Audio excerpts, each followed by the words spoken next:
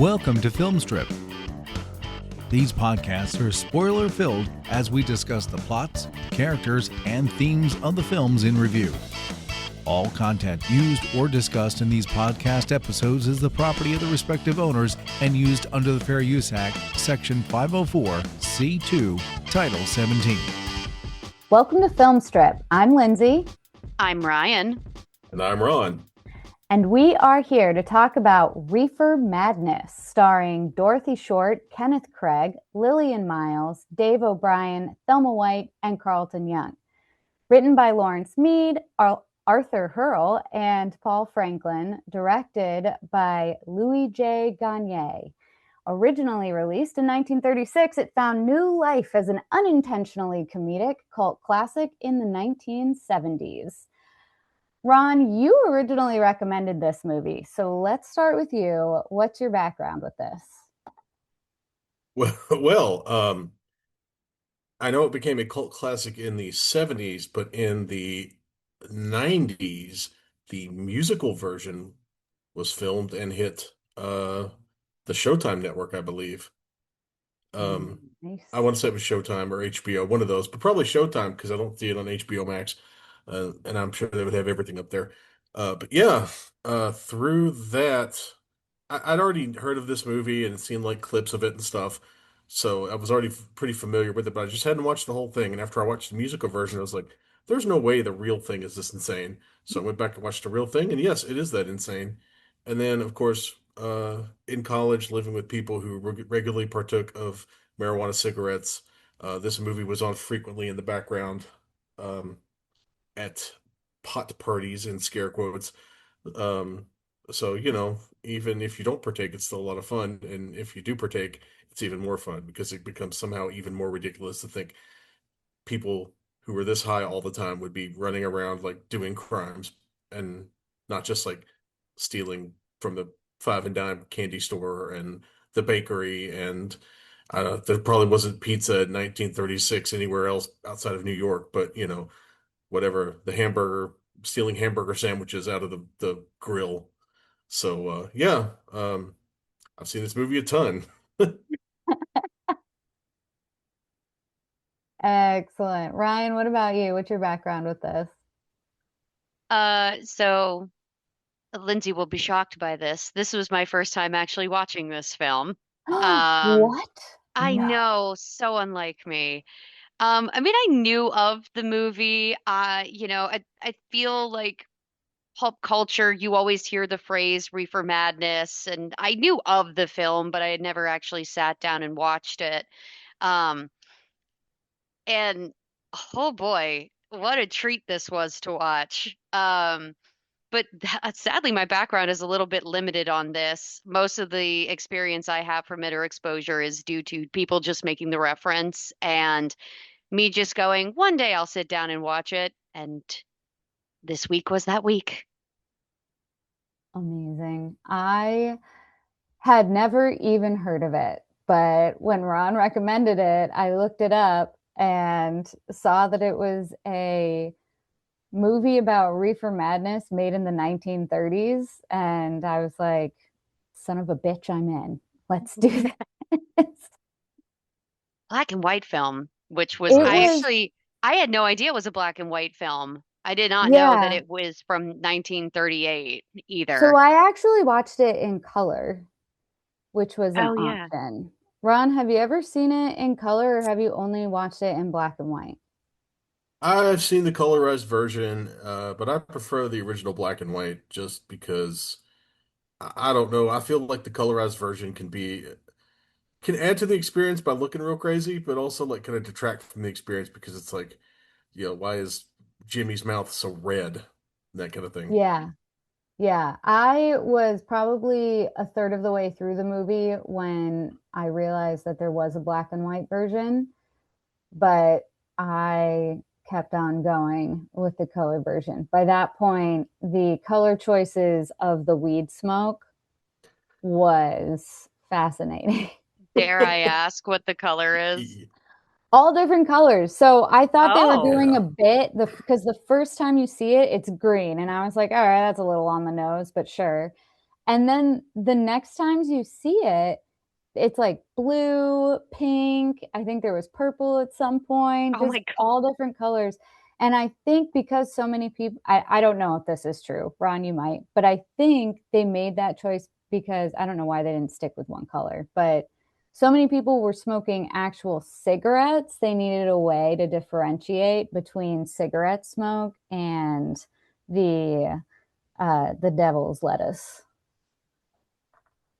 And I'm pretty sure that the colorized version came about after this movie was a cult classic, so they probably thought it'd Mm. be extra funny and trippy to make it different colors too.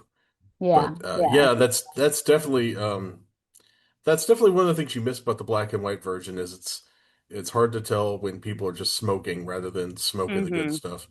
Uh, Yeah, because everyone but smoked in this film. Mm-hmm. Yeah. but it was 1936. Everyone smoked in general. I'm pretty sure. But Mhm. Probably. only good, healthy, old-fashioned American tobacco cigarettes, thank you. None of this Mm. Mexican weed for me. How No, sir. many marijuana references can we make by using all their different nicknames throughout this podcast? I'm curious. Throughout this podcast. Haha. Oh, I walked right into that one. Like, Oh, that's good. like the Whelping Clouds and the Cheech and Chong revival show. You walked right into it. I did. When you were saying like the smoke is like rainbow, all I can think of is so it's a Lisa Frank art piece in Kind of. Mo. Okay. It is God, I'm Lisa old. Frank Reefer. I feel like it was colorized for people to do acid while they watched it. I I have no evidence for that, but I feel like that's like would be the rational next step for this movie. it it does For feel shrooms. yeah, yeah, yeah, those both feel like, this is the gateway movie for Could you imagine if somebody's high again, just watching that film and they see the rainbow smoke and they're like, wow, I've been doing it wrong this whole yeah. time. Where do I get those? The 1930s was wild. Yeah, I didn't even think about that. Now they save all funny. now they save all the color for the legal packaging of the substance, not for the That's true. exhaled substance. Yeah, yeah, Like oil on water. yeah. Some of those packages are um they are a little over the top. Just a It's like, little. yeah, yeah. They're like these heavy glass containers. Yeah. It's the most bizarre thing. They're just, but hey, now that it's recreationally legal in many states, Hmm. there's a marketing opportunity Yeah, I there. was gonna say somebody's, you know, making a killing off of this. So, Hmm. somebody's gonna buy it and go, wow, look at this glass container. This is so cool. I'm going to keep it and add it to my collection of used Probably, glass containers. probably. I'm gonna drill a hole in it and turn it into a bong. Woohoo! I don't know. I feel like those days are gone. I don't know. I just can't Yeah, it's imagine, probably like, cheaper and easier. yeah. Yeah. I mean, Yeah, glass is I can't reusable. imagine. I can't imagine like a college kid making a bong out of an apple anymore, or a pipe out of an apple anymore. But Oh my God. maybe it happens. Maybe it happens. That's the Or counterculture. so the big thing, because all of my substance using roommates had various smoking devices. Mhm. But the fun thing to do was for a party was to fill up the garbage can with water and cut the bottom off a 2-liter bottle and turn it into a gravity bong.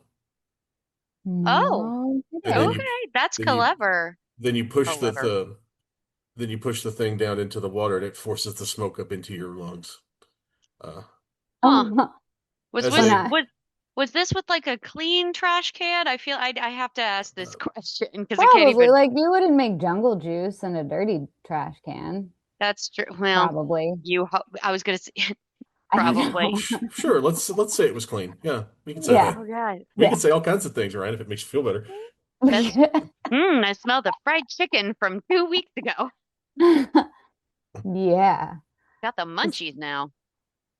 Oh my gosh. No, when I was in high school, there was a cop that they'd have a cop come in and talk to us about not doing drugs and you know, Hmm. things that are illegal. And this one cop who had to be in his early 20s at the time, I don't even remember his name, but he talked about how, like, hey, you know what, this is illegal, but people still do it. So when he would pull people over and he saw that they had some kind of implement of smoking in their Hmm. vehicle, he would apprehend it and then get special permission from the precinct to keep it. So he just had a collection of pipes and bongs and things that, like, he was given permission to keep. And he said the craziest one he ever got was made out of a chicken foot, like a real one. Wow. Yeah. That's very there is a lot of I was creativity when it comes to I this was stuff. 15 when I heard that story, and it's still, That's a I tiny still think hit. about it from time to time. It's the most bizarre thing. I'm like, all right, somewhere there's a cop that A has just a wall of bongs and B has one or has a pipe made out of a chicken foot. Crazy. Crazy. The wife probably makes him keep it in the man cave. Yeah. Or partner, Uh, I should say. it's probably in a state where it's legal now, so he sold all those on the secondary market for big bucks. Mm. Maybe, He probably maybe. It was in whatever the Virginia, so I don't know. I think it's getting there. Well, Ryan, you're in West Virginia. I mean, I lived Um, in Virginia, but yeah, yeah, yeah. yeah. You're close I think enough. it's legal in Virginia.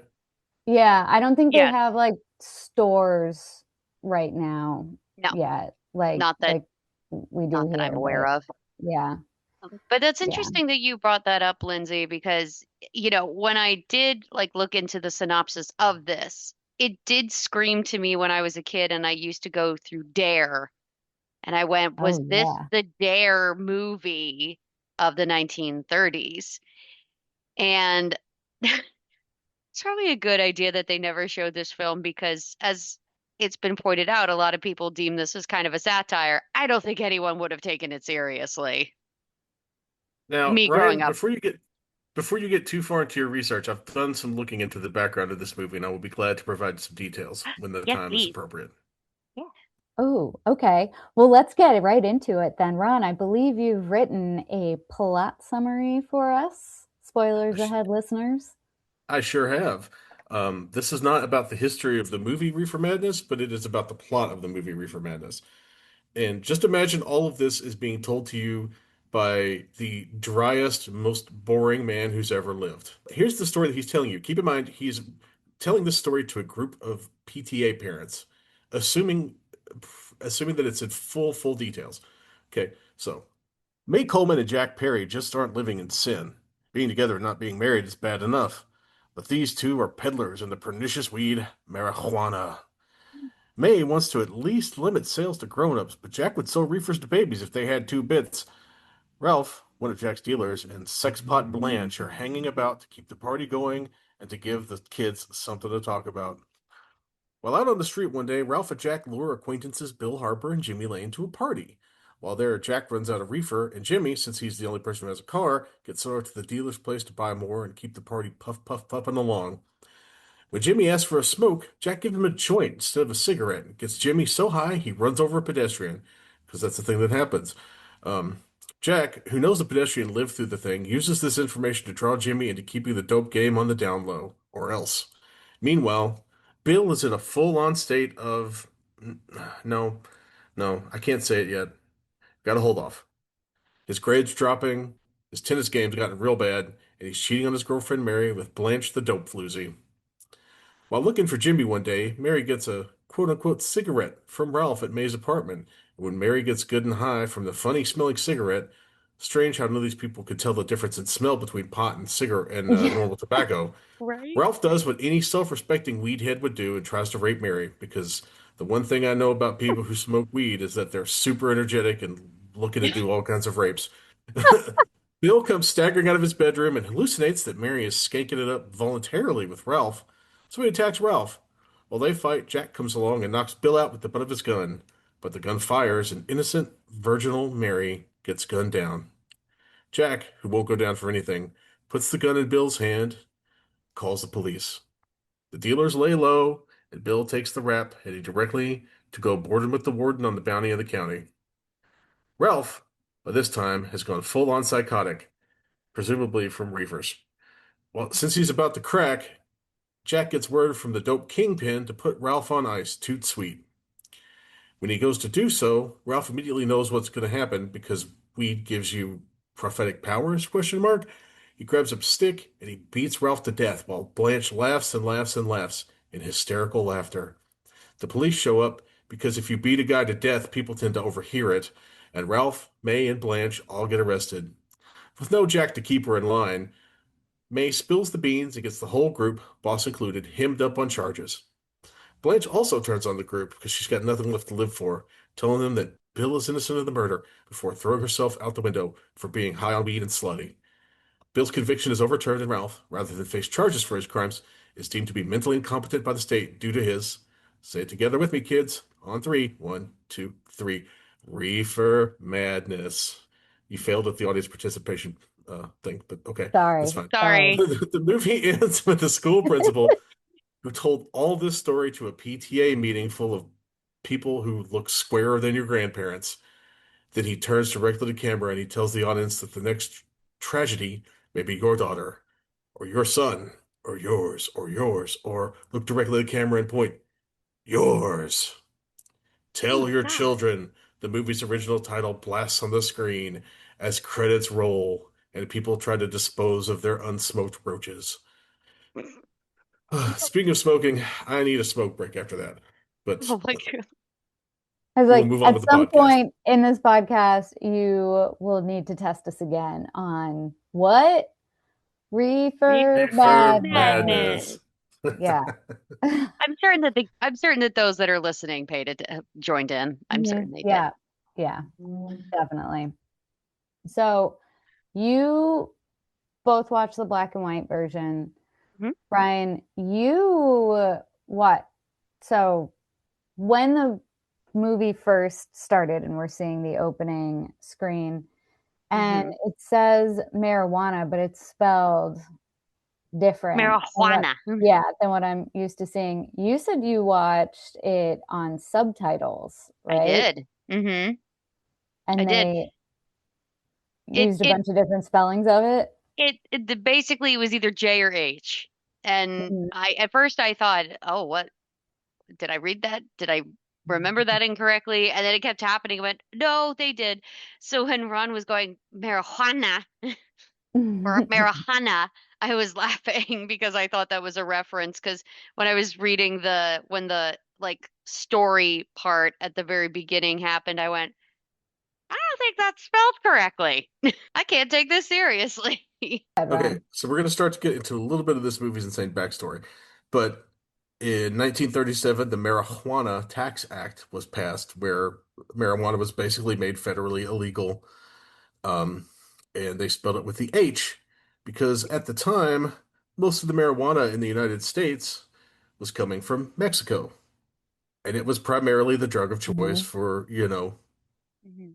Latinos Okay. and jazz musicians. So marijuana was spelled with an H because in Spanish, That's what you it sounds like. Yeah, that makes use the sense. J. So, Mhm. Okay. or vice versa, I believe. Sorry. Yeah, that makes The sense. J is the H. But yeah, so that's why there's the inconsistency in the spelling, and that's also why the whole point of the drug war is to run Mexicans out of the country. And you see what a spectacular failure that has been. Mm-hmm. Indeed. So they did talk about there was one scene in the movie where I think at the FBI office where they were talking about how it can just be grown anywhere. So Mm-hmm. because every state can grow it, there's no federal jurisdiction because there doesn't have to be any cross state like Right. movement of it. Mm-hmm. And so that was, I guess, a conundrum for them until people started, accidentally running people over when they accidentally got a reefer cigarette. Yeah. Okay, so would you guys like the backstory of this insane movie? Yes, Yes, please. The insane please. backstory. Okay, so I told you the original title was called Tell Your Children, right? Mm-hmm. Hmm. Sometime in the late 30s, I want to say 36, between 36 and 38. This movie was financed by a church group who were going to show it to parents to teach them about the dangers of cannabis. Um, that's where the first producer showed up, George Herleman. But after the movie was made, it didn't really go anywhere, so it got purchased by this guy, Dwayne Esper, who had already done a marijuana exploitation film a couple of years previously when the whole jazz panic started. So he was like, okay, I can buy this. So he buys the movie for cheap. He inserts all the salacious shots of, you know, um, all the crazy salacious action shots, and then he starts to distribute it on the exploitation circuit, where it Mm-hmm. was put out in like four or five different regions. Each had a screener, and each place they had a different title. So, like in the South, it was Tell Your Children. Hmm. If you were out west, it was called Doped Youth. In the New England area, in the 40s, it was called Reefer Madness. And in like the Pennsylvania, West Virginia, Appalachian kind of territory, it was called The Burning Question. So the movie went all over the country, made a fortune in the 40s under all these titles because the hip thing then was to show these quote unquote educational exploitational films. Hmm. Um, because the production code came into play in 1934. So all the stuff that they were showing was no longer like legal to show unless it was under the guise of educational purposes. So this movie became a so when Dwayne Esper was no longer able to show marijuana, his original exploitation movie, he bought this educational film and turned it into an exploitation movie, and then shipped it all over the country until like 1951 when a guy buys the rights for the whole kit and caboodle, and it becomes a full-on road show. So like a road show screening is where you will buy the print of the movie and you will travel with the print of the movie from town to town. And in this case, you give a little lecture about the dangers of marijuana. You would possibly have one of those Dare briefcases with all the drugs in it. You'd have some scare materials you could sell to parents. And the whole thing was you would roll into town and you would say, I have this movie about the dangers of marijuana, the hot new drug that all the kids are doing. You need to have me at your church. You need to have me at your town one screen movie theater. You need to have me talk to the parents groups. And that's where he would also, whoever was doing the road show would also sell him extra stuff, usually like anti-marijuana propaganda. And that was one of the reasons why this movie kind of came like a big deal, because like it never stopped. Like it was going in small towns until the 60s, as a road show. And then when that kind of died out, that's when it became kind of like the cult movie where people who were smoking reefer in the 60s, whose parents were turned on to it, would be like, okay, I remember my parents making me watch this crazy thing. Let's see if we can get a copy of it. Now I think it's pretty sure it's like public domain, so it's everywhere on every streaming service, and it's as easy to get as marijuana in most states now. But yeah, so the whole thing was a well-meaning church group made this anti-marijuana picture, and that's the part that is the square egg of the principal who's like, and this is what happens when you smoke a reefer dope stick. And he added in all the stuff about the maniac dancing and piano playing and the many, many shots of May's legs that she's putting on like her thigh highs and all the Mhm. salacious dancing around in her, you know, Yeah, so salacious, except s for a couple of shimmies.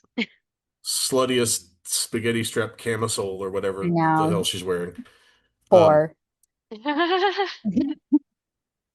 I There's have to yeah. jump in on this now. Road show, don't you mean roach show?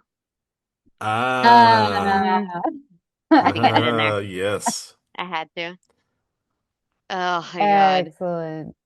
The the opening to this movie where they're Oh, showing the different drugs and things, it definitely read to me more like a how-to than yes. a don't do this.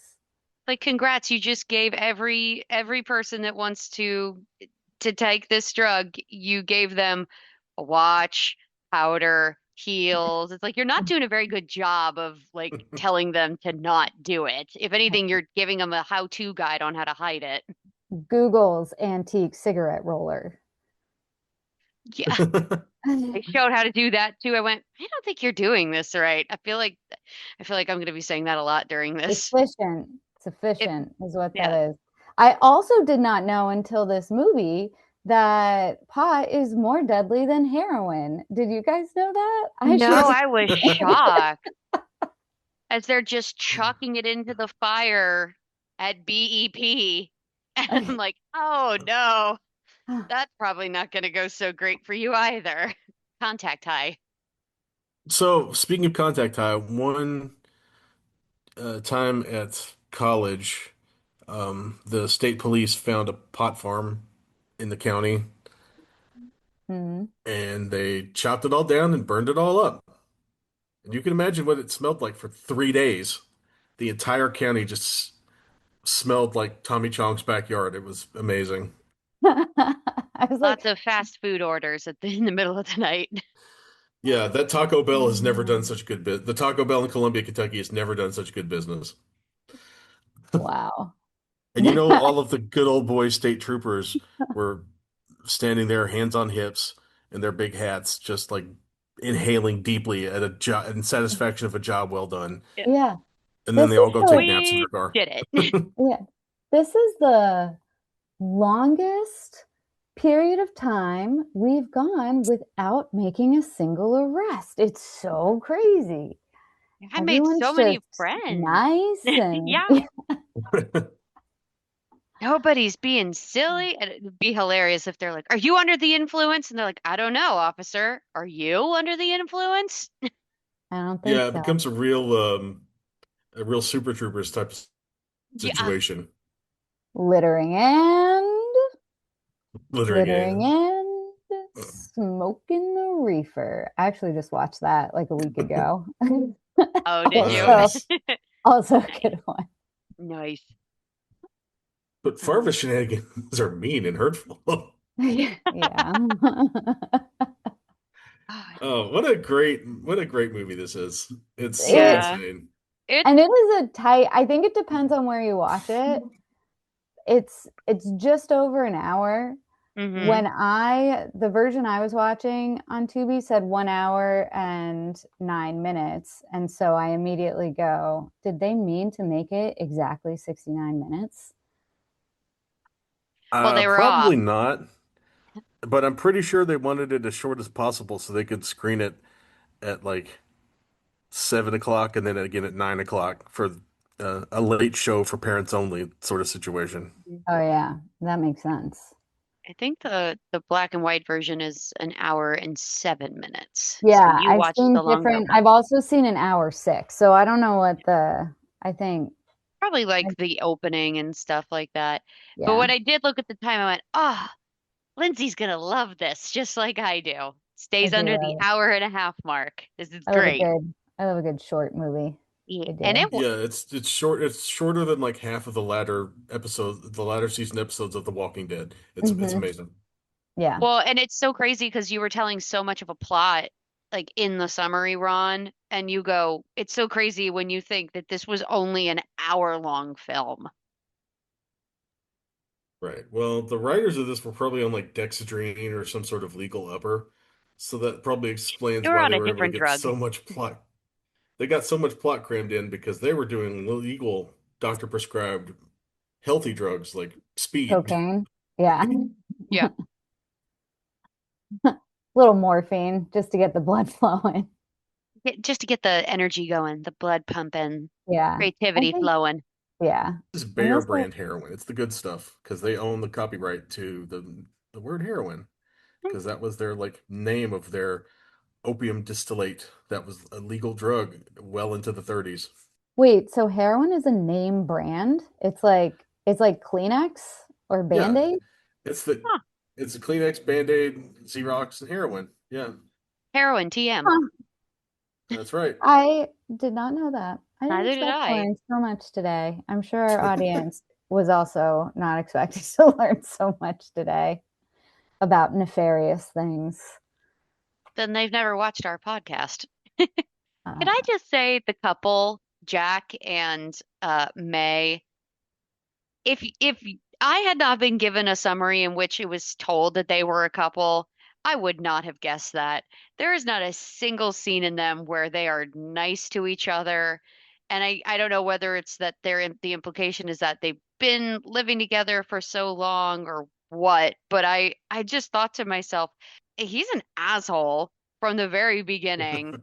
And I went, okay. And then it just kept progressing throughout the film. And I went, do you two like each other? Do you even want to live together? Yeah, I definitely got more of just like partner, Bad literal partners roommates. in crime. Yeah, Yeah. They're type of they're thing. the roommates that don't want to move out because the lease agreement is cheap and they don't want to Yeah, go break in somebody else. there's a low key sexual energy there, but not one that I think either of them would act on, just in the way that they kind of argue, I would say. But I mean, I they're the don't know. least I think he's horny. clearly in charge. Yeah, that's Yeah. fair. They're the I would least agree horny with out of everybody, which is hilarious considering they're the pushers of this whole thing. you. Yeah, I have a question about that for either of you. So I did not see money exchange hands at any point in May's happy time apartment. Were they Yeah. selling it, or were they just getting kids hooked on marijuana, like, for the glory? I didn't understand that. I mean, that apartment was really nice, so they must have been, but you're right. I never saw an exchange. I think the most exchange I saw was a root beer as like when they're like, "Oh, Yeah. I'll get you a root beer. Thanks." Never saw money. So, it's a bad business practice, I suppose, but I don't know. What do you think, Ron? I imagine that that apartment being so near that little bar and grill place, there's like Hmm. some sort of like the bartender, the guy who owns the thing is like, all right, you just keep pushing the reefer heads over here because they're gonna order 15 hamburgers and then I'll cut you in on the profits and maybe that's how they make their money. Maybe it's like kickbacks from the diner because the first time some kid wandered in there stoned out of Yeah. his tree Yeah. and ordered like three hamburgers, the grill man's eyes just popped out of his head like a cartoon wolf and he was like, three hamburgers? I'm gonna make rent this month. Yeah, we never really saw them eat much either, which is kind of crazy in my opinion. Yeah. That Yeah, well, I don't think they wanted to like show you what marijuana was actually like. I think they just wanted you to think it was like, I don't know, whatever, this is your brain on drugs. Yeah. crystal meth. Oh my Yeah. God, when you said that this is your brain on drugs, I just thought of the egg commercial. This Yeah, is your that's the brain on one. drugs. That's the one.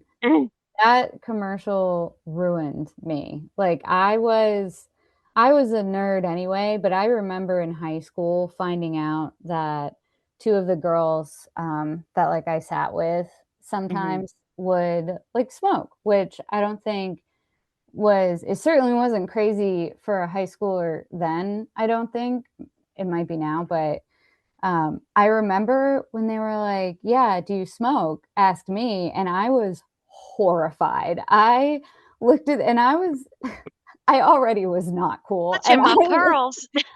I looked at them, and I was like, I don't think I was maybe a sophomore, so I also was not that old.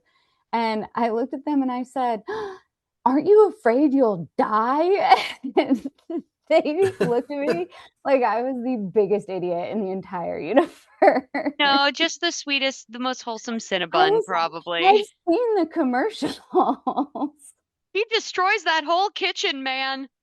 So if there are any parents out there, hey, some of that works on some people, and I was one of them. So, Yeah. you know, Hey, show your kids all the propaganda and you if they want. really if they were really high on pot, they would have eaten that egg a long, long time ago. Yeah. If your Yeah. brain on drugs. Oh, Yeah. boy. Yeah. Because whenever I came home from classes or whatever back to my apartment, if there was food on the stove, I knew that the reefer had already been gotten into. Mm, yeah. Yeah.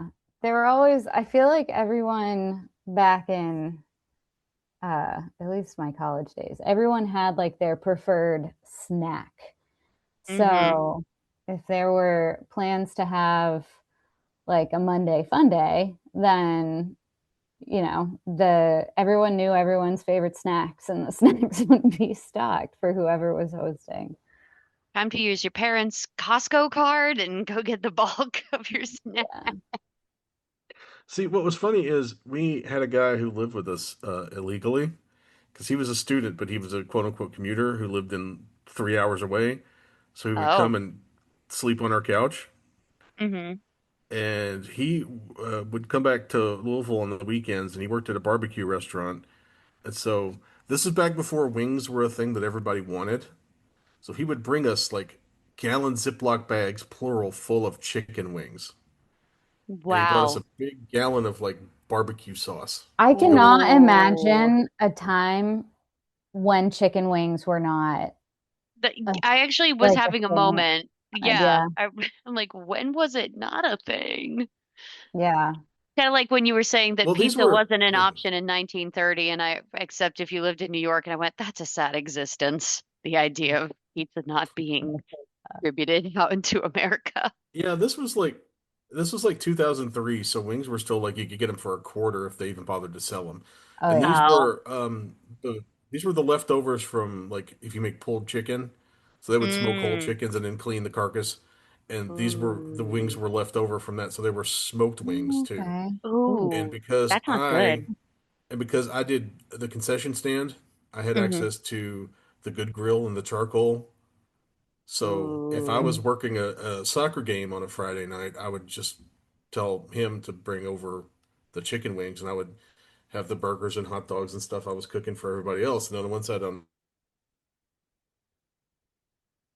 the aluminum foil, I have myself a little thing of chicken wings that I was reheating on the grill, and those would be for me. Hey, do you have the chicken wings? Yeah, I got the chicken wings. I got the You want to stuff. miss them for something? And then at the end Ron's of chicken the and at wing the end of the hoagie. night, um, yeah, the sticky icky in my username here on our Zoom chat is sticky icky barbecue sauce on the wings. And then at the end of the night, if there was any burger patties left over, I could just take them home. So we always had hamburger patties, hot dogs, and chicken wings in the apartment. So Nice. if you Yeah. couldn't make something out of that, you probably were too high and needed to go sit down somewhere before you burned the place down. Oh God. Yeah, actually, back to the thing that you brought up, Lindsay. He even walks into his boss's office, doesn't exchange money, just asks for another carton. And he's Right? like, "Yeah, sure." Doesn't ask, "Do you have a cut? Do you like what's going on?" And all we get is the one drug pusher who is anti-marijuana or at least anti-giving drugs to kids. Yeah. Yeah. It's But I don't know. I Ron's theory could still be plausible with I'm pretty mm, sure that when he shows scenario. up to That makes buy sense. more I'm pretty sure that when he shows up the first time to buy more weed, he's got a box. He leaves the apartment with a box that I assume has money in it okay. Oh yeah. that he I just delivers. thought that was the empty box and he I was did too. exchanging it Yeah, like a milk he's jug. he's like recycling isn't really a thing yet. Can you just fill this back up? Yeah. His boss is like, you get one box, and Actually if you though, lose it, you pay for it. maybe that's the milkman theory, right? You have a tab and you just pay your tab at the end of the month, like you would Mm-hmm. at the corner store or, you know, whatever, Mm-hmm. hardware store. So my question is, they say that Ralph is one of his dealers. Hmm. There's no way Ralph isn't just smoking the entire supply, I think, right? well, I That yeah, he is a chronic user, I yeah. believe is what the kids say. I don't think kids say that. I Because think because chronic. yeah, Yeah. Yeah. yeah. No, I mean, we never see him actually. I mean, the only time I really recall him ever giving something to anybody is Mary. I don't think I ever saw him in the film because he asks May, "Hey, do you have one for me?" And she says, "Well, I always have one for you," and walks away. So that's an interesting point. Is he just literally smoking everything that he's taking? Yeah, Kind of No. seems like it. he 100% gets high on his own supply. Let's not kid ourselves.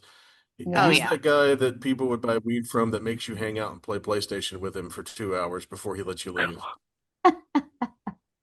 Not that I know anything about that because I'm a square, but I know people who know people. I've seen Grandma's Boy. That's a thing.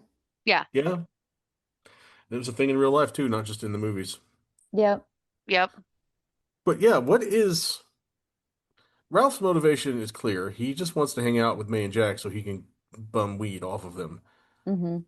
Is And Blanche get just with an is Blanche Mary. just another like hooplehead who like hangs out there? Does Blanche have a purpose?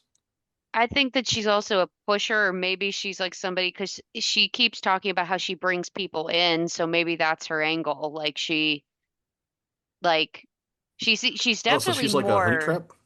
Yeah, I'm just thinking that because she's Yes. definitely. I feel like that's kind of Ralph and her like kind of place in all of this because they are the ones kind of going around like trying to get people and bringing them back to May's house. So I'm wondering if that's kind of their position amongst this because and again because she's always asking for smokes from May and Jack. Hmm. So I'm curious if that's kind of where because then you cover both guys, you cover both men and women like Yeah. in the appeal, I suppose. Yeah. Um So yeah. So that makes sense. So yeah. it's one of her jobs is to just go out and kind of lure these wholesome kids Hmm. trying their best to dance. And quote Romeo and Juliet to each other. Yeah, up to the fun house. That dancing was so So who's special. gonna I thank you. Thank you. I was literally about to say that is some special dancing. Not I was even gonna not even say who's talking gonna about talk about the dancing? yeah. Ah. Not even I'm not even talking about the Maze apartment dancing. Oh, I know what you're The talking the about. You're soda talking about the fountain soda shop. Yep. dancing. Oh I, man. I That went, well, was like no, could go they ahead. hear the music when they were trying to Probably dance? not. I bet that they put the music in later, but I went, well, this is no Breaking Two Electric Boogaloo, but I guess we'll No. roll with it. They probably looked at these kids and went, okay, just dance. And all of them You didn't get the memo except for when they're with their partners. I will give them this though. They committed so hard to the bit of really loving to dance to whatever music was playing. And You could I was hear it like, on the there's floor. they, they might be the ones in the movie who aren't doing drugs, but I don't know. Actually, that's probably worse. like That their might be, characters, yeah. yeah. But it was really special. I was like, this is what people think when they think of white people not being able to dance. Like this is why. Because they're like Not wrong. I could totally see that at a wedding. I mean, I know they're supposed to be high, but no, these are the ones that weren't high. The I like know. wholesome kids, but yeah, the Oh high dancing at God. least I feel like was on beat some of the time, but they were not. Some of the time, our unknown pianist who just popped up to be the, I guess, the musical reference, and then goes into the closet and takes a couple of puffs, and then he's right back Yeah, out there. because only musicians do Yeah. drugs. Yep. Pretty much. And my God, it's so funny because he would like take a hit and Yeah, he kept looking like, oh, Yeah. God. he's playing that jazz piano and smoking those jazz Yeah. cigarettes. Yeah. I just like when he goes into the room and it looks like he's looking at somebody. I know the intent is that he's supposed to be like, oh, no one can find me. I'm going crazy while I'm doing this. But every so often, I'm like, what are you looking at? He'd take a puff and he'd be like, Yeah. That's a weird undertone or a weird general theme is them coupling the musicians in with this is the stuff that people who "Mhm, smoke do. yeah. This is the stuff that people, yeah, I think that's correct English. Feel free If to it's not, correct no one's me. gonna judge you. Nah. I mean, and also, and I felt like this way kind of throughout the entire movie, even from the very beginning, where they're like talking about what marijuana does to you, and it's just when Ron, you told me that this started off as being like a movie that was funded by a bunch of church people, I went when you said that, I went, oh, that explains a lot. This is their interpretation of it, and because that's the best they can do. And I think that that also, if anybody knows that, will probably enjoy it, this movie even more as a satire. Because they're like, great, Mm. just a bunch of church people thought that this is what happens when you're high as a kite. Oh, you know, those young people, they love to dance arrhythmically until they get a little bit of that marijuana in them, and then they start to catch rhythm. And that's a, Gyrate. and Yep. rhythm is a gateway drug to, as they say in the Baptist church, sex is a gateway to dancing. Yeah. Hmm. Oh, yes. I think I also, Absolutely. specifically Southern Baptist Church. Yeah. right. I also kind of feel like Blanche might have been doing some horizontal entertaining I back too, there. Yeah. yeah, I too Oh, got that yeah. impression that And I that was feel like also feel like Jack pivoted to this business after Prohibition ended and he couldn't make money selling gin anymore. So he was like, I got to find a new racket. I can't get a straight job. Hmm. I like that backstory. Not with Yeah. my racket. That was interesting because, yeah, I mean, yeah, because they also bring that up in the movie with the other guy who's like, I don't approve of us pushing on kids. And he's like, I was fine when we were selling gin. It's like, but this is where it crosses the line. I went, but not enough that you feel comfortable with actually walking away from this. Right. So we get Jimmy who goes out and gets. So Jack is just giving weed to people randomly, it seems like. And none of these people can smell the difference between reefer and cigarettes because Jimmy asks for a cigarette, he gets a joint. Ja Yeah. from Jack, he smokes it anyway. And look, I've known some people who would partake of substances and then drive. Um, and those people who did that were much better drivers after they had the marijuana than they were before they had the marijuana because all of a Hmm. sudden the speed limit became not the minimum, but like the actual, you know, the speeds were lower, the driving was less erratic, the turn signals became a thing that meant something again. Like, uh, and I'm thinking of Hmm. one person in particular who I can't say her name because she's my cousin, but like pre-marijuana driving with her was you were taking your life in your hands. Post-marijuana driving with her, you were like it was like being chauffeured in a Cadillac that was covered in band stickers. God, thank God. Yeah. Yeah. I think so many funny, absolutely unbelievable things in this movie. And I'm not even saying like they didn't work for me because it just added to everything else going on. But that was probably the biggest question mark for me was how are they getting past the smell? And my papa used to smoke a pipe. So pipe tobacco has, all different kinds of flavors. So maybe people just thought that this was, I don't know, a new flavor of cigarette. I I have no. mean, that was kind of my theory is that because everyone's smoking, could it just kind of be, I know like I know this is probably not the case like in actual like Life. in an actual scenario, but could it just be that everyone is smoking and it kind of dissipates or it kind of blends in together? So like you said, yeah, do they think this is a new type of tobacco smelling? Because they actually never bring up the fact that it is a very stinky drug. And I also feel like they're kind of pushing you know, people may be giving this to your kids, and your kids don't even know that they're smoking this marijuana reefer Hmm. kind That's of angle true. too. Yeah, But because also, that I imagine happens a lot. I imagine a lot more people smoked hand-rolled cigarettes back in the 30s. Yeah. So I'm not super surprised that there'd be a lot of hand rolls running around. Because Hmm. even in college, I knew people who smoked and they rolled their own because it was Hmm. way cheaper than buying like American spirits. Hmm. Yeah. That was a really big like hipster thing too for a while. Was Yep. rolling your own cigarettes, Yeah. among other I things. also knew a guy who did smoke a pipe in college, and that did not take off, but it smelled Yeah, No, wonderful. it I did. I loved it. I feel like everyone knows one guy that tried to bring back pipe smoking in college. And bless them, they tried, and it smelled fantastic, but Everyone that's as tried far as it. that went. Yep. Yep. And it was a corncob pipe. Yep.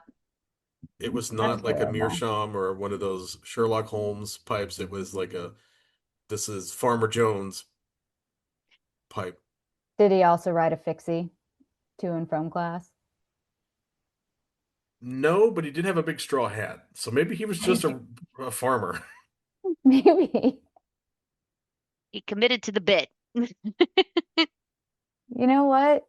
Some of the worst movies we've reviewed aren't bad because the actors commit to the bit. That is so important, especially Hmm. when the writing is poor.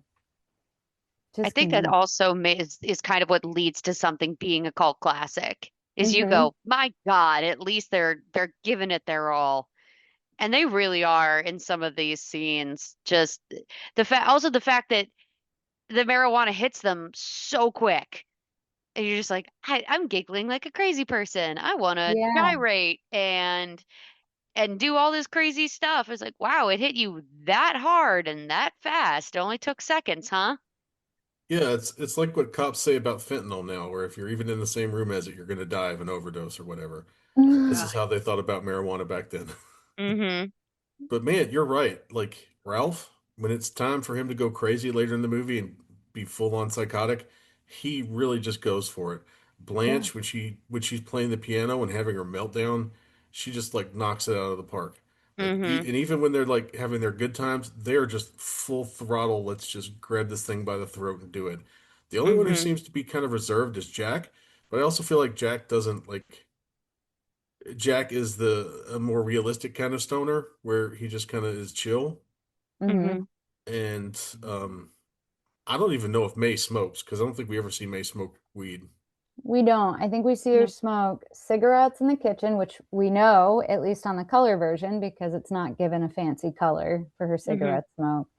And I think she does have, uh, she likes an alcoholic beverage. I think we see her drink alcohol a few Yeah. times. Yeah, she's pretty Couple of times. hungover every time we see her in a Right. morning scene too. Yeah. Yeah. So Wait, do we ever see Jack smoke an actual do we ever see him smoke marijuana? I think that's a good question. I thought we did. I it's possible we did, but I'm now that I'm thinking about it, I just don't recall at the very beginning. I just always remember him running around trying Yeah. to take care of things, quote unquote, but I don't Yeah. think I ever saw him or May smoke it. And he didn't know when the reefer box was empty. May had to tell him it was empty. So if he was Yeah, smoking them, he would have known that it was low. Maybe he has his own special supply of like OG maybe. Kush. OTK. The good stuff. Yeah. He's smoking that diamond infused. Oh my goodness. Yeah, I mean, when you have Ralph and Blanche hanging out, of course he'll never smoke because there's nothing left. Yeah, well, even when Mary takes her first or smokes her first joint, blunt, Hmm. reefer, yeah, I guess I don't, Yeah. I wonder what I feel like it's closer to a joint roll. I don't know. Anyway, when Yeah. she first is given her cigarette from Ralph, it doesn't take it long to hit, Hmm. but she just starts, I don't know. Yeah, but I feel like it is faster than it should be. Also, and I am no expert on how marijuana was consumed in the 1930s or how cigarettes were consumed in the 1940s, but I believe that inhaling one is different from inhaling the other. And they Mm. look like they were treating both very much the same, like cigars, right? Ye- You're not supposed to Yeah. inhale cigar smoke. I mean, you're supposed to inhale cigarettes and pot, but Yeah. I don't know. It just looked like they were smoking them all exactly the same. And it's the first time I've ever seen that. You that's actually something interesting that I didn't even think about is that because especially in the case of Mary, who honestly I was surprised smoked cigarettes. I don't know, she just gave off such a goody two-shoe kind of girl attitude that I was surprised she even smoked cigarettes even in that day and I don't, age. I don't think cigarettes were like considered bad for you at that I point. Cigarette cigarettes are how she kept her girlish figure. Yeah. mm, It's like yeah, because it's an appetite suppressant yeah, and a that's true. stimulant. And she plays Yeah, tennis. she would have 3 cigarettes for breakfast, diet pills for lunch, and then she wouldn't have dinner because she'd be too busy cleaning. Maybe an unsweetened iced tea here and there. Oh, there you go. Yeah. But what I was going with this is that she thought she was smoking like a cigarette. She Hmm. didn't think she was smoking, I guess we'll call it a joint in this case. So if she took like a big old puff of that, that might Multiple, explain, and she didn't yeah, even cough. yeah. And This I is don't your know, first maybe time, girl. no, No, it's not. But remember, this was done by church people, so maybe they didn't even know about the whole cough thing. I mean, we got rainbow smoke in the colored version. we don't love this movie because it's accurate. So, I know, but where I'm going at with this is that wow. if she took Yeah, a big old hit like she thought she was doing a cigarette, that might explain why she went like that that so fast. that is a fair point. That's That's a where I fair was going with it. Yes, I know. point. Thank you very much. Mhm. There's probably something to say about the all the lead in the gasoline made them more susceptible to weed smoke or something. I don't know. And the paint. Don't forget the paint. Yeah, lead in the paint, lead in the Mm, gasoline, Uh-huh. Lead in their asbestos, coffee. asbestos for every yep. meal. Yeah. Mm, They just sprinkle it safe on a food salad staple. for Yeah, health. food staples. For Yeah. health. Yeah, it's a wonder that any of these people were concerned about illegal drugs when their entire existence revolved around like things we know to be dangerous in the year 2026. Right. Yeah. And things people think are dangerous that may or may not be dangerous. I don't know. Mm-hmm. I don't know. We'll find out in another 100 years. Oh, good. I'm sure there are But things yeah, we're doing now that people are like 100 years from now. I can't believe they did that. Crazy. Yeah.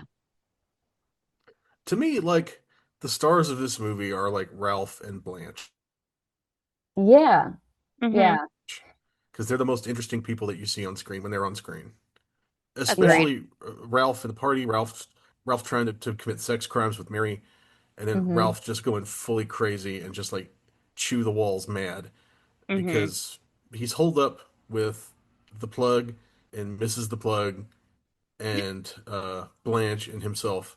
And I don't know how long they've been hanging out in this apartment, but surely it wasn't so long that he would go absolutely that stir crazy, right? I know they didn't have TV or anything, but surely to goodness you had a radio. Yeah. Yeah. Maybe he was just having, I don't know, a bad Guilt. trip or it was I laced with don't. something. But yeah, if he's smoking enough, like he'd be pretty couch locked. I think he'd be okay Mm-hmm. just hanging out. Because he's still moving and he's still like moving around at the beginning and the middle of the movie. Like he's still got like a social presence and he's still going around like chatting with people and he has some form of rapport unless people look into his his backgrounds and everything. But he probably wasn't letting himself come down from the high potentially, or at least that's the implication is because he can't deal with the guilt or the stress or whatever it is. And I think they do try to imply that some of that is guilt over Mm-hmm. Mhm. the Bill situation. And I Yeah, could see that also wearing on you, but I could also see you getting real tired of hanging out with Blanche 24/7. real fast. Yeah, because Yeah. Especially since she's clearly one of those people who finds the musical instrument at the party and starts to play it, whether somebody wants her to or not. yep. She also starts dancing when there isn't music, yelling for someone to play music. Mm-hmm. And that's when she takes off her outer shirt, so we see that sassy little spaghetti strap she had on underneath. Oh my God, shoulder blades. I saw shoulders, people. I It's know, such crazy. a sweet. She only had on like 4 or 5 more additional layers of girdles, trusses, and I drapage. know, I know. Oof, what a skank. And she Crazy. even makes a point. I kind of a second, like I did a double take when she made a comment when they are like holed up and everything, and she makes like a comment that like Ralph needs to do something or take her or whatever, Like she just makes Mhm. it in passing. I'm like, okay, so they also have a relationship, which you never really got the vibe of. So I think the implication is also she just is thirsty, even for him. Ugh, Yeah. Yeah. She and Ralph clearly have some kind of open relationship. She probably. takes, yeah, she takes Bill to bed pretty quickly and pretty easily. She was desperate for some barely legal strange, I guess. But who knows Yeah. what legal even was back then? I don't even know if there was a Look at legality. If legal was 18, those kids look 30 for sure. yeah, Yeah. because Ralph's doing the opposite as well, because he's thirsty after Mary, which you see at the very beginning, and that gave me such an ick. I'm not gonna lie, I went, oh, I don't Hmm. like that. Yeah. I don't know. They were Yeah, sweet. man. Like, why is he going after prime rib and he's got perfectly good scraped up butcher leavings at home? Ugh, he I just don't know. he did the way he looked like they did like such a good job making him look creepy at the beginning when he's eyeing Mary. And Mary is very much she's polite about it, but she's like, no, thank you. No, no, I've got plans. Have a good day. Drives off as far away as she possibly can. So Yeah. even she doesn't want to be near this guy. You know what? Mary is an OG. Like she is a ride or die because when those cops came to her door and asked if she loaned her car out, Mm-hmm. she backed. She did Big not sister syndrome. yeah, she definitely did not rat on her brother. So, 'Cause I think that she, and maybe you guys will have a different opinion. I think she knows at this point what her brother is doing. Because or at least something's not right because they have that small little like breakfast or that morning breakfast scene where she says to Jimmy, "Don't be cranky, don't show mom, don't be like mhm, this." So she knows something's going on at the very least. So bless her. You say ride or die. She was not final girl, unfortunately. no. She tried though. Well, she rode until she died. So, Hmm. you can't fault her for that. Oh, Like, okay. So my statement still stands. Indeed. she was ride Indeed. and die, not She or. was she was ride and die.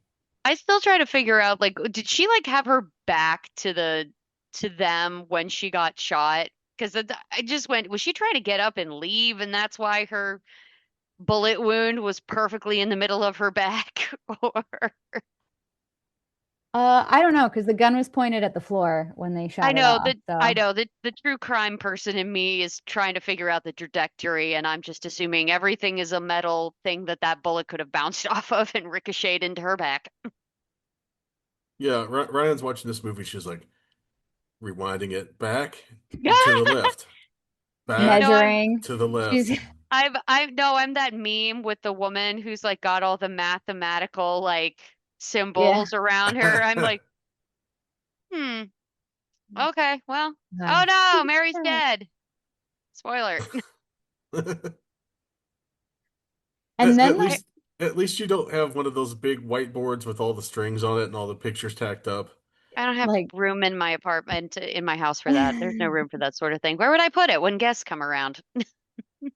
Oh, you bring them in to you bring them in on the murder board situation. You get the extra input. I put yeah, it in front of the fireplace in the living room. Like, so guys, listen. I think I every cracked one the of your code. friends would totally help with that. While Actually, you have to be chain smoking. Yes. some cigarettes, not the devil's lettuce, because I would never. I'm kidding. No, no, good Where am old I? healthy tobacco. Good old Yeah. healthy tobacco. Yep. Oh my God. Menthol if you're feeling, I don't Yeah. know, Apparently, sassy. marijuana causes memory loss on top of everything, so that wouldn't work in this particular situation. Yeah, that's fair. That's fair. Well, so after Mary gets shot and it's Bill, right? Yeah, is Hmm. framed in just the easiest way. Hmm. There's just like, oh, it's 1930s, so there are no like ballistics. We'll just or DNA evidence. You're just gonna wipe a gun and put it in his hand and call it a day. The jury scene was really fun. I liked Mm-hmm. the I like the backroom thing. I feel like there's always one. There's always Yeah. one that tries to hold out in a sentence like that, and then you have the head. I don't know. I don't remember what they're called. The head of the Foreman. jury that reads it. Yeah. Yeah, the foreman, the Yeah. jury Yeah. foreman, kind of trying to rally them up and make an example out of him. My favorite part of this jury is that they looked like they would have all exploded if they saw one black person. They Like, might have. Oh, yeah. Oh it's like boy. if Sidney Poitier walked past that room, it just would have been like pieces of dust flying everywhere because all these Thanos, like, just ancient gone. crow, yeah, like snapped and this, I did think that this too. I was like, they all kind of look like they're about the same age too. There was one woman where I kept going, where is she looking? Because everyone else is kind of looking in the right direction, and she kind of looks like she's zoning off Yeah. somewhere. I think she probably had some kush because she was just like, This this jury has never used a shaker of Italian seasoning before on no, anything. don't even try to suggest red pepper flakes to them. They would have lost it. this jury only eats things that are boiled or deep fried. As long as the Yeah. food has been subsumed into some sort of liquid, they can eat it. But Yep. They like the 3 tablespoons of olive oil in the gravy that Bill's mother does, apparently. They're fine with that. Oh, that's right. They were talking about cooking at I one thought that point. was the I thought that was the whitest conversation, 1930s style, like when two people are flirting with each other that I think I've ever heard. hey, look, if she's actually putting olive oil in her food, she's She's progressive doing for it pretty 19 good. for the Yeah. 30s. That was probably like vegetable oil. Yeah. I had never heard of home ec as domestic science. When they said that, I was super confused. I went, "What is domestic science?" And then they started talking about gravy, and I went, "Oh, it's home ec. Okay, I understand now." Actually a really nice name for it though. I kind of like Yeah, it. I Domestic I prefer science. that over home ec actually a lot. Yeah. I don't my high school called it something different. I don't remember what it was. Mm. It wasn't either, but We didn't have it in my high school because we weren't trusted to be around ovens. fair. Mm. We had a Uh, whole like mechanic shop in my high school. Meanwhile your cops are ripping up marijuana plants and setting them on fire out in an open field. Yep, into and standing into the wind, no doubt. It's windy season. And when Hmm. you light a field of marijuana in a college town, what does everybody get? Reefer Reefer Madness. Madness. Madness, Good job, yes. guys. We're getting better at this. Yeah, we are getting better at this. We're So 50% better. the int Oh, so good. yeah, so we're at 75%. I'm happy with that. Mhm. Um, it's wild how quickly they just number one, it's wild how quickly Ralph just goes insane, right? Hmm. And Mhm. it's wild how quickly this movie wraps up. Like once we shoot uh Mary, like we are just steamrolling towards the end because Hmm. I don't know if this church people had enough money to do like a feature-length film or not, because it clearly seems like they're starting to run out of cash, and Mhm. Dwayne's not going to pump up any money for this thing. Time is weird. I mean, even the pacing gets a little frantic and wild. I mean, I remember when it's the part where we're waiting for Jack to come back and kill Ralph, but Blanche is playing. Ralph says, I hate it. And she like stops. And then May's like, okay, play again. And then she walks over to Ralph and says, do you want me to play something? Because she was playing and she just stopped and walked over and was like, do you want me to play? He's like, okay, yeah. And he starts playing again. And then we do the faster, faster, faster bit. And I just go, this is really interesting Mhm. pacing. I And then, of course, Jack coming in going, I just want to talk to you. Freaking creepy. He looks like he's ready to kill him. And then he gets beat to death with a pool stick? Yeah. Is that what it Because I don't was? know how he missed that or where that thing came from.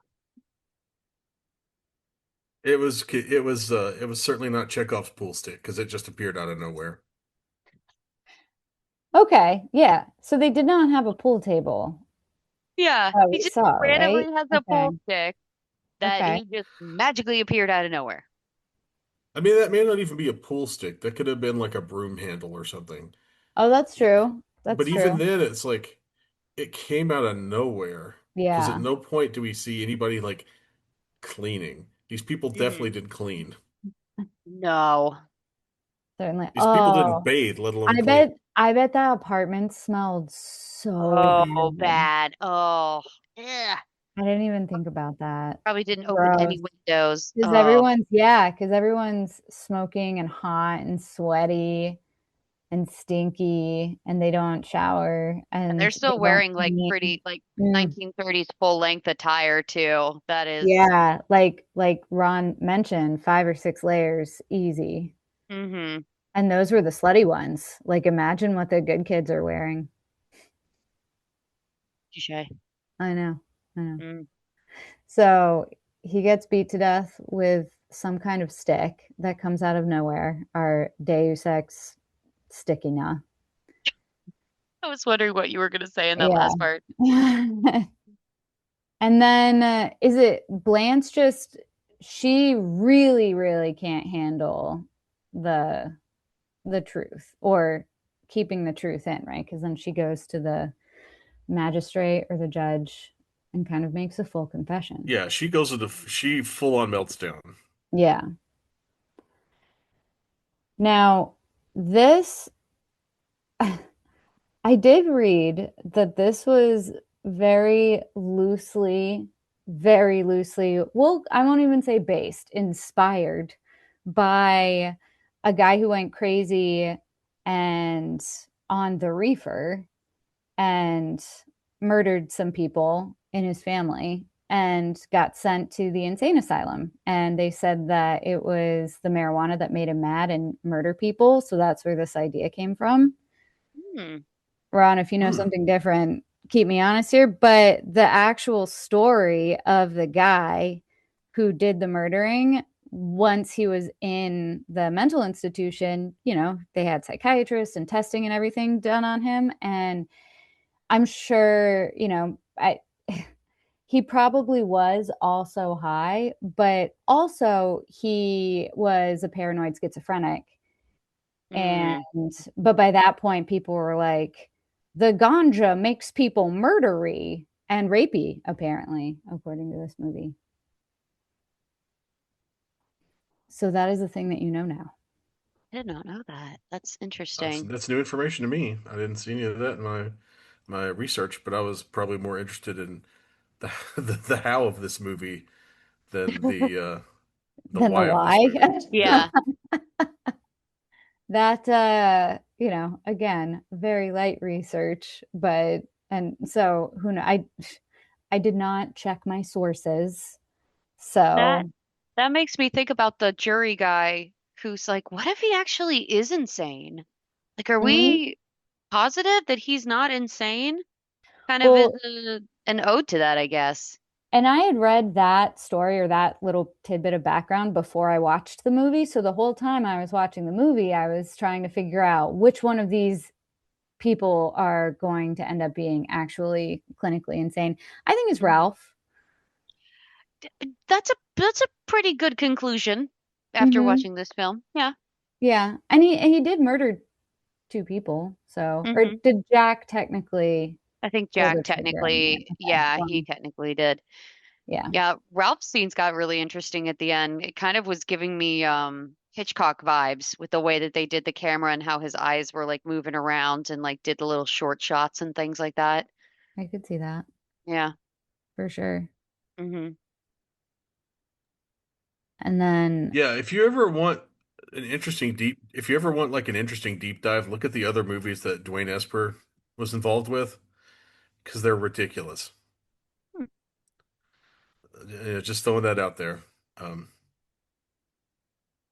sweet Okay. I have to Dwayne, put I that on just, there. I know. I was like, and IMDb, Yeah. Dwayne Esper. So, yeah, there's there's one he did called Sex Madness, I feel like and we've talked about that before on this show. I'm almost positive that movie has What come. a title. that's the one that is about the dangers of venereal disease and specifically syphilis. Oh, So, that's a fun watch. And it's that's a lot basically of so it's basically this movie, but also like don't. But the message is instead of don't smoke weed, it's don't have sex with loose women. hmm She'll get you involved in some sort of murder plot, and then you know her reefer mad boyfriend will go crazy and beat your dealer to death with a pool stick, and then you have to find a new dealer. Yeah, and then also jump out a window, I guess. Yeah, she went for it. Yeah, she Yes, then really she'll take did. a long walk off a short window.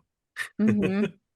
Mm-hmm. I like how I'm laughing at this woman jumping out a window, but it really is funny. It just comes out of nowhere, and it made me laugh because It I'm a bad really person. does. They do give Yeah. her like a nice little flashback, and then she just, I thought that was the end of the movie. I actually thought like that was supposed to be where it ended, with her just walking, knowing that this is, she's gonna have to go to prison and everything. And then I saw Mhm. the window and I thought, she's not gonna do it. Oh, there she goes. Okay. Yeah, just crashed right through it, and they show the body on the sidewalk and everything, which actually I was not expecting that. I thought, Yeah.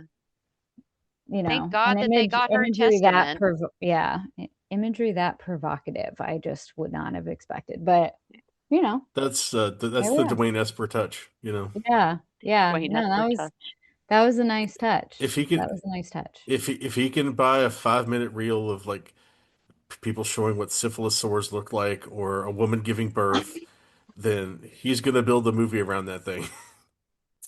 noted.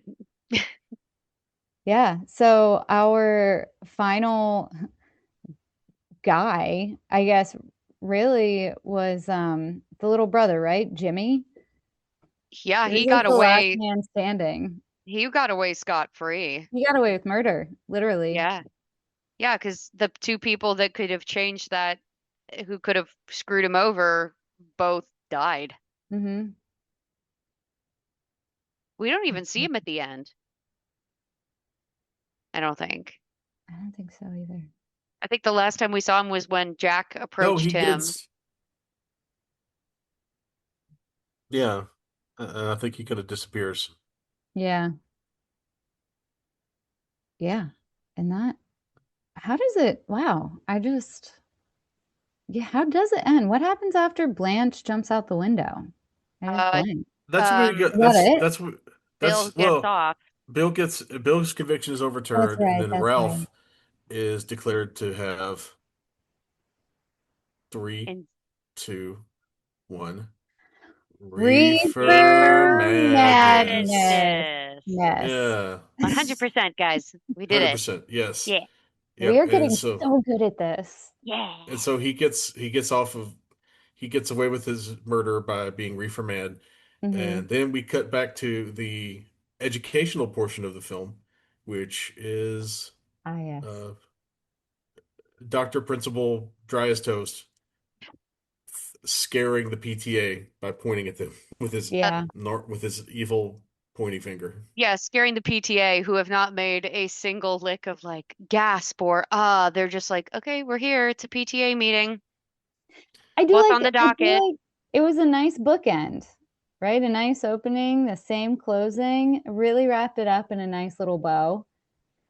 My favorite part of the ending were the final credits because, and I'm not like being sarcastic, whatever, but at least in my final credits, which had titles like color producers, they gave each other, like, they all had nicknames. So, for example, we have Barry Skunkbud Sandrew, PhD, Oh, THC. We have Rosemary Homegrown Horvath. She was the creative director. oh, Let's see. is Oh, that this where one. this came from? Yeah, Our names. the technical director is listed as David D. Devilweed Martin. Nice. So if you go back, like, there's some really funny ones. Oh, Christian Applebong Majewski. That is awesome. Everyone Mhm. Nice. knows somebody who did an apple bong. Yeah, yeah. So if you have a chance to go back, and I don't know if this is on the black and white version, It's so at not. least some of these would be on the color version. Watch the color version and just enjoy the post-film credits because they are a treat. It's so funny. I wrote down a bunch of them because they just cracked me up. I So yes, okay, I that's where was our names wondering came where from you tonight. Yeah. yeah, for those of you who are listening in, you can't see it, but on our Zoom call we all gave each other all have nicknames. Yeah, we'll post a picture on our Yeah. social. You can see it if you so desire.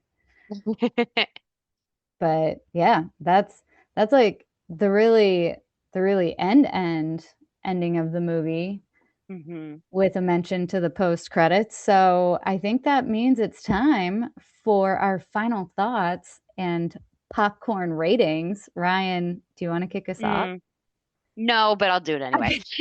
Okay. Uh, this was a wacky film. I'm glad that I finally got to watch this. So thank you, Ron, for making the suggestion for this. I did not know what to expect, but I think if you are looking at it as a satirical film, I think that you can really enjoy this. Um, just like keeping an open mind in general. It's crazy. It's what people thought at the time people that were high acted like. It was like a really bad dare movie. And I just talking about it, I can appreciate it for what it is. I love that it's I love that it's an hour. It's a nice short film, but has some very interesting plot lines. You just kind of have to expect it. You just kind of have to come in with, like I said, an open mind, and it is what it is. But I enjoyed it, and if I was asked to watch it again, I would watch it again. Um, I am going to give this a medium popcorn. I do really like it. But I think I would really only watch this with certain other people ever again. I don't know if I would watch it by myself. But I would give this like a good medium popcorn. I like it. Ron Sticky Icky Hogan. So we have a medium pipe for Ryan. It's got unknown green powder. Can I get like rainbow flakes all over my popcorn? That would be really funny for the colored version. Yeah, that would be fun. Yeah. Ryan's got popcorn with fruity pebbles in it. Ooh, that Oh, actually sounds interesting. Fruity pebble dust. It sounds that's pretty good, that's actually. that's definitely something somebody's done while high. So Yep, perfect choice. Thank you As for for helping me, me find I'm that. I got you. I'm so glad that I got to introduce you guys to this movie and hopefully to the greater works of Dwayne Esper, which they're all free and they're all available. Like if you go to his Wikipedia and you click on a movie title, it will take you to where you can go. Like in that Wikipedia entry for that movie, you can watch the movie. So, and they're all like an hour or less.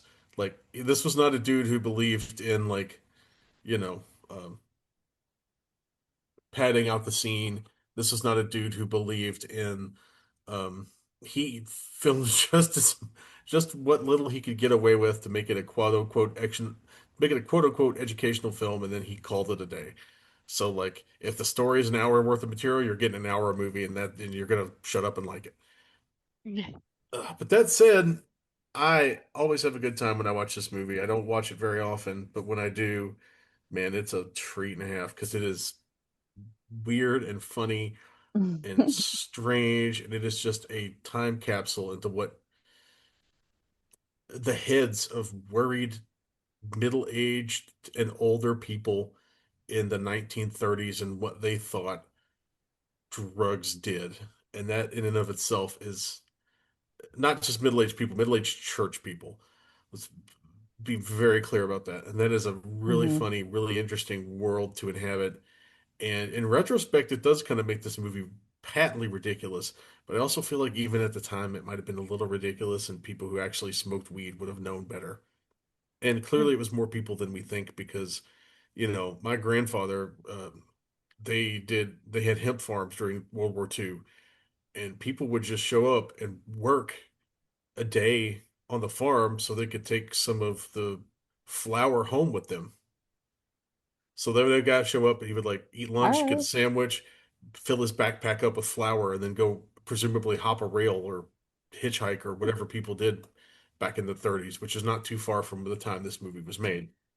But yeah, I'm gonna go with a large popcorn, um, and at least three good hits off of one hitter. So like you're exactly where you want to be. That popcorn's going to be great. You're going to eat it a little too fast. You're going to guzzle down your giant beverage because you're going to be a little dry mouth. But you're going to have a fun. You're going to have a fun time at the movies with a tall glass of water. So yeah, I'll go with large. Lindsay, what about you? That sounds great. I'm so glad that you brought this up too, Ron, and introduced it to us. I cannot believe that I haven't crossed paths with this movie. It's not at all what I was expecting. And I did a little bit of looking into it in research before I even hit play. I knew that it was short, so that I was like, even if it's a bad movie that I don't like, it's short. I can hang in there for a little over an hour. But it was so funny. I don't know. The whole thing just was unreal and really fun to watch. And I think Brian was a little bummed that I watched it without him. So I will be watching it again soon because I told him that I would watch it with him again. That might be a weekend movie, but I didn't think he'd want to watch it in the middle of the afternoon. Maybe he would have. I don't know. But it was just such a fun movie. I can absolutely see this being one that was on at certain parties or in the company of certain people in college, especially, but just not one that I'd ever encountered. So really, really excited to have this one now in my back pocket for a fun short movie. I I think I'm gonna give this a large too. Maybe throw some infused Skittles in there for the rainbow Mm. effect. Taste the rainbow. Nice. And I would as fully. Ron said, a I've big glass of water. Yeah. Yes. I would fully recommend when you sit down to watch this with Brian that you also watch his other weed movie, Marijuana. Marijuana. Marijuana. It's not as famous as this one, but it's way more of a melodrama and like Mm. it's even wilder because there's like teen pregnancy and smuggling drugs and more shootings and uh, the marijuana is a gateway drug to harder drugs for some characters and there's just kidnapping plots. It's 56 minutes including credits.